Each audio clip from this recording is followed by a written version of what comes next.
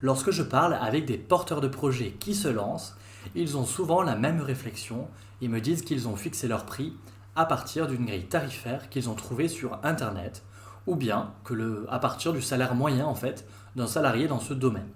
J'ai souvent tendance à dire que c'est pas si simple que ça et que ça dépend d'autres paramètres.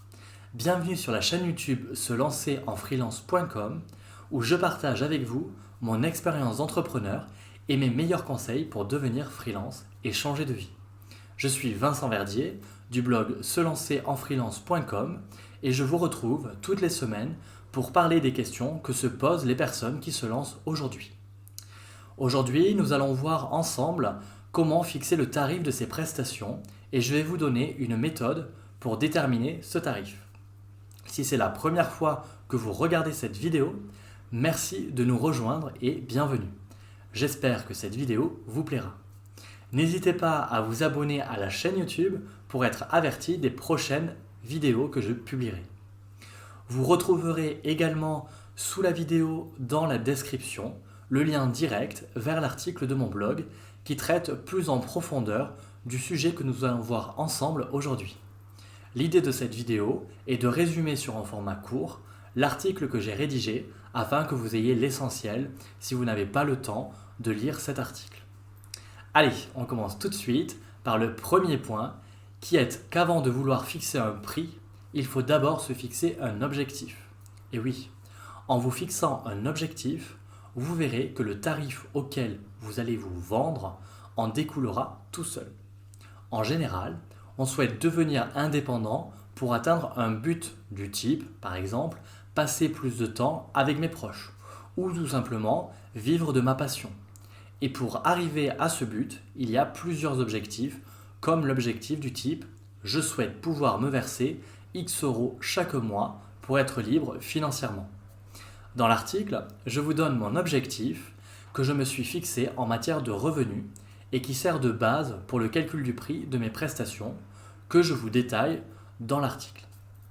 En connaissant le montant désiré de votre salaire, vous allez voir que cela va vous aider et va nous amener ensuite à déterminer les différentes charges que nous aurons pour faire fonctionner l'entreprise. On va retrouver les charges telles que les abonnements aux logiciels nécessaires pour votre activité, le comptable, les assurances, la mutuelle, etc. En plus de ces charges-là, vous aurez également les cotisations sociales. Pour simplifier la démarche, je suis parti du fait que vous lanceriez votre activité en micro-entreprise, car c'est un statut très intéressant pour démarrer et aussi pour tester son marché.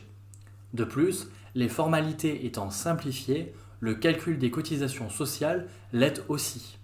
Une fois que vous connaissez toutes ces charges, vous savez combien vous devez faire de chiffre d'affaires pour couvrir toutes les charges et donc accessoirement vous verser un salaire. On peut donc ensuite en déterminer son taux journalier à partir du montant des charges et du salaire souhaité. Mais avant, il va falloir déterminer le nombre de jours travaillés dans l'année. Car oui, vous n'allez pas travailler 7 jours sur 7 et 24 heures sur 24. Je vous recommande de partir sur une base de travail de 8 heures de travail facturable par jour et 5 jours de travail facturable par semaine. À ce volume de jours facturables, il faudra bien évidemment déduire vos vacances que vous devrez financer. Car en étant indépendant, les congés payés, il faut les anticiper et les prévoir. Maintenant que vous connaissez le chiffre d'affaires à faire mensuellement, il faut tout simplement le ramener à un chiffre d'affaires annuel et le diviser par le nombre de jours facturables pour avoir votre prix à la journée. De là, vous pourrez alors aisément en déduire le prix à l'heure de votre prestation. Dans l'article, je vous donne un conseil pour facturer vos prestations sur 2 bases tarifaires en fonction de la récurrence de celle-ci afin de fidéliser vos clients.